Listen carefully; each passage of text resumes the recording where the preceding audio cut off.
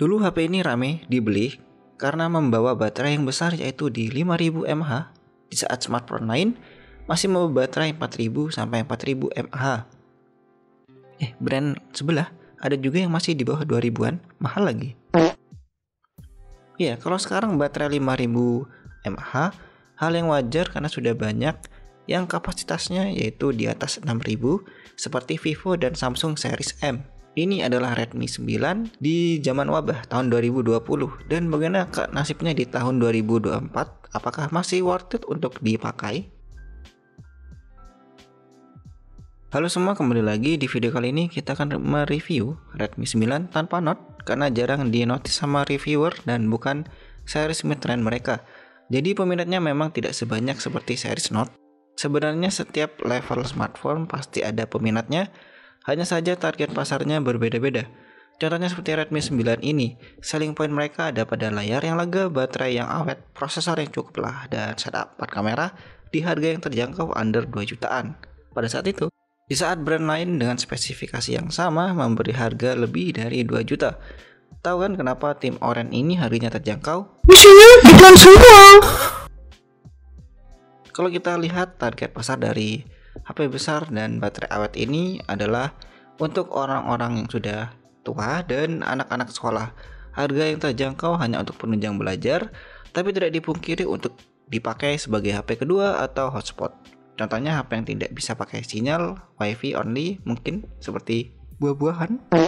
Dimensi dari HP ini tergolong besar tapi masih ringan dan juga sedikit kopong. Beratnya ada di 198 gram. Karena material yang dipakai hampir semuanya terbuat dari plastik polikarbonat. Pada sisi frame dan bagian belakang untuk bagian depan ada layar. Ini membawa proteksi Gorilla Glass Corning 3, bagus ya. Resolusinya Full HD, panelnya sudah IPS LCD, cukup cerah juga di 400 nits dan memiliki kerapatan layar di 395 ppi. Dari pengalaman kita selama pakai layar HP ini untuk nonton YouTube, sosial media, dan main game sudah cukup oke. Dan enak juga untuk kebutuhan multimedia. Pada sisi-sisinya di bagian samping kanan, ada tombol volume dan tombol power. Kita geser ke atas, ada mikrofon dan ear blaster untuk remote-remotan. Fitur ini sangat berguna untuk salah satunya yaitu dengan sebagai remote TV apabila TV di rumah rusak. Jadi bisa dipakai buat remote sebagai pengganti remote aslinya. Geser lagi ke sisi kiri ada slot SIM yang tipenya adalah 3 slot. Jadi teman-teman bisa masukkan 2 nano SIM dan juga 1 buah micro SD. Mantap. Geser lagi ke paling bawah ada lubang jack audio, mikrofon, port charger USB Type-C dan speaker yang masih mono ya.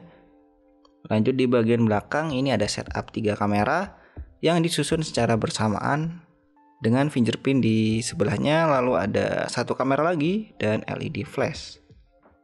Bagian back covernya ini keren ya karena tidak dibuat polos, jadi ada tekstur seperti garis-garis begitu. Lanjut bagian yang kalian tunggu-tunggu yaitu adalah jeron. Selalu diingat jangan banyak minta tes gaming berat ya. Ini entry level sahabat, bisa meledak kalau dipakai untuk Genshin, sadarlah sedikit. Kalau untuk game-game seperti PUBG, Free Fire, Mobile Legends masih oke lah ya, masih bisa dipakai.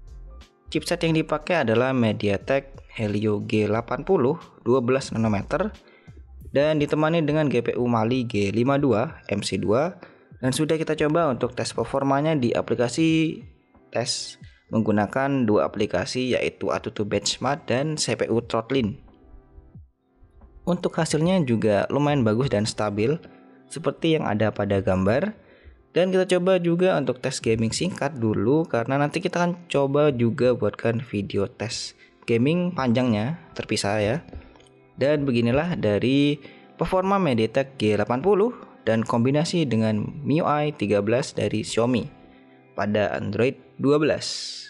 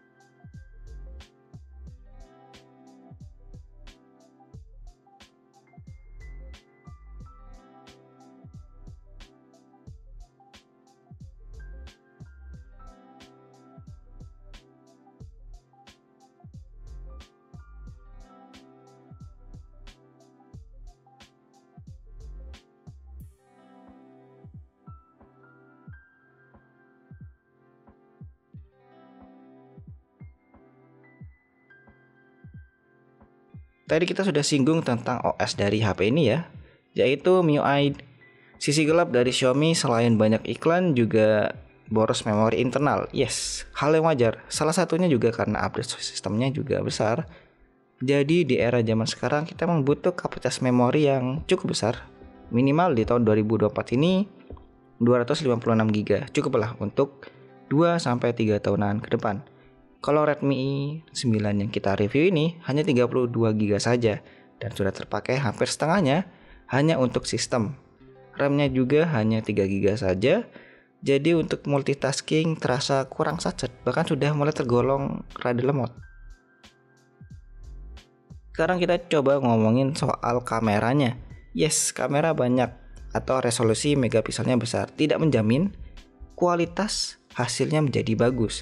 Karena banyak hal lain yang menjadi penunjang, bisa dari lensa yang dipakai, bukan lensa, atau bahasa lainnya adalah aperture dan jenis stabilizernya. Untuk kamera Redmi 9 ini membawa 4 kamera belakang, yaitu 13 megapiksel dengan lensa 2.2 wide, 8 megapiksel 2.2 ultra wide, 5 megapiksel 2.4 makro, dan 2 megapiksel 2.4 deep sensor. Dan untuk perekamannya maksimal di 1080 30 fps. Lalu di bagian depan ada kamera 8 megapiksel 2.0 wide dan maksimal perekaman ada di 1080 30 fps.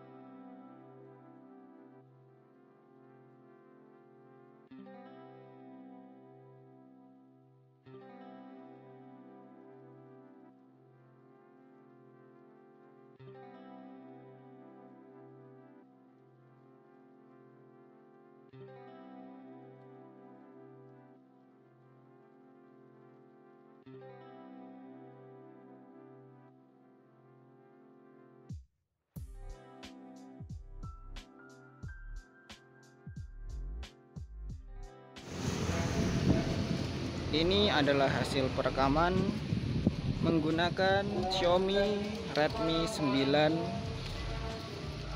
kamera belakang.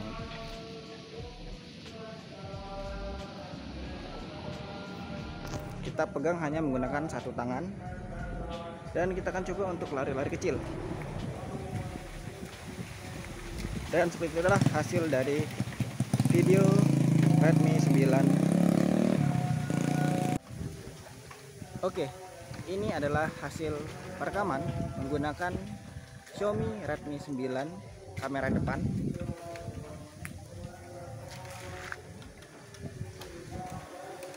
Kita akan coba untuk lari-lari kecil.